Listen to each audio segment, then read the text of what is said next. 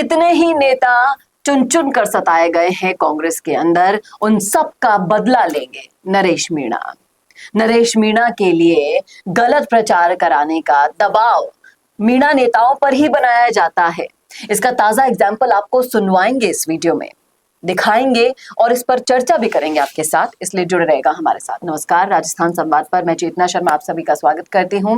हमारे editor in chief Varun Bhansali आपको बताएंगे क्या है ये पूरा माजरा और कैसे नरेश मीणा इसका हिसाब बराबर करने वाले हैं। बताएं उससे पहले हम देखें वीडियो। पहले आप भी देखिएगा वीडियो, सुनिएगा ध्यान से, फिर हम चर्चा में आगे बढ़ते हैं। उन्हीं लोगों ने नरेश जी को हराया है, लेकिन नरेश जी को ध्यान है, आप सबको ज्ञान है। जहां जहां नरेश मीणा चुनाव लड़ा, राम नारायण को पार्टी का कितना भी दबाव आया होगा, आज की तारीख तक मैं खिलाफत करने न तो गया न जाने की इच्छा रखता हूं। मैं आपको विश्वास दिला। तो देखा आपने, सुना आपने, तो क्या कहेंगे आप सर कि कैसे मीणा नेताओं पर ही कांग्रेस की तरफ से दबाव बनाया जाता है नरेश मीणा के खिलाफ प्रचार करने का? देखिए, बहुत सिंपल सा हिसाब है कि नरेश मीणा कैसे भी कमजोर हो ताकि बाकी सियासत, बाकी पार्टियों की अच्छी चलती रहे।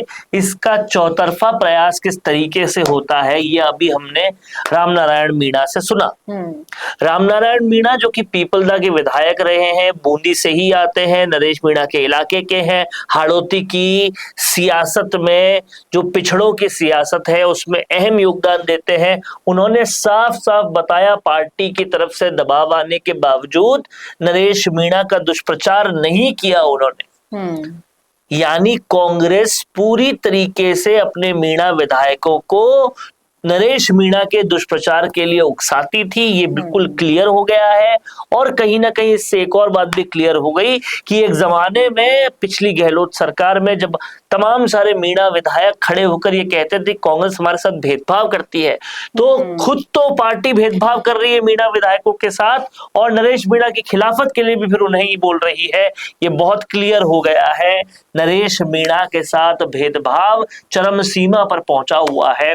और आप इस बात को समझ लीजिए कि पार्टी की बैकिंग होगी नहीं, भाजपा वो ज्वाइन करेंगे नहीं, कांग्रेस भेदभाव कर रही है।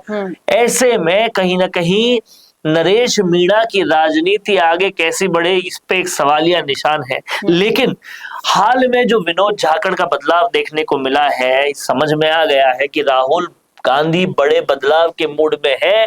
और ये मूड का असर अब कहीं ना कहीं ऐसा भी पड़ सकता है कि नरेश मीणा को भी कांग्रेस अपने साथ ले और पिछले मीणा विधायक जो पीड़ित रह चुके हैं उनका भी भला हो जाए।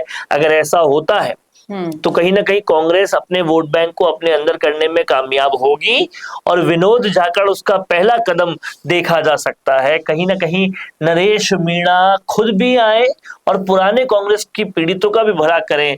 ये अगर हो जाता है तो 2028 में लेकिन इस बात की गारंटी कौन देगा कि मान लीजिए नरेश मीणा आ गए कांग्रेस में और वो पीड़ित ना बन जाए यहाँ आकर, इसकी गारंटी कौन लेगा? देखिए, गारंटी और वारंटी नहीं होती राजनीति में, लेकिन संभावनाएं होती है।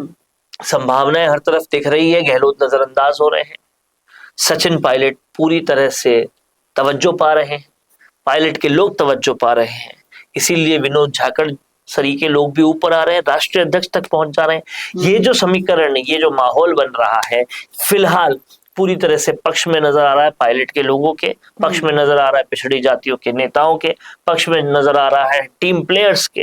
अगर ये सारी चीजें ऐसी की ऐसी रहती है तो नरेश मीणा का भविष्य उज्जवल भी हो सकता है। आखिरी मोमेंट पे कोई बड़ा षड्यंत्र हो, इसकी मनाही नहीं की जा सकती, क्योंकि षड्यंत्रकारी भी भरे हुए हैं कांग्रेस के अंदर।